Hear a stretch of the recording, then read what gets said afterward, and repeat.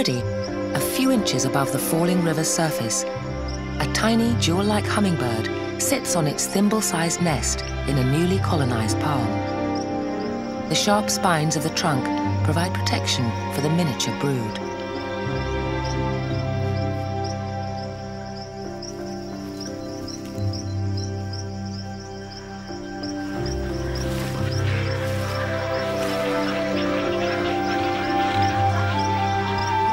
Caciques can now reclaim their nests.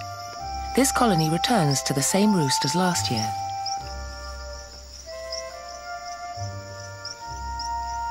After several months of water damage, their homes require some serious renovation. Recycling is essential to the remodeling process.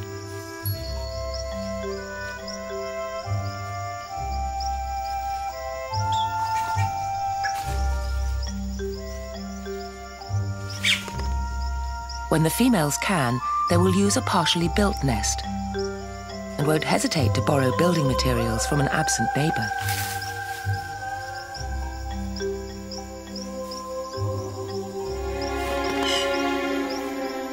Despite such appropriations, the elaborate abodes should be completed in time for the breeding season to begin.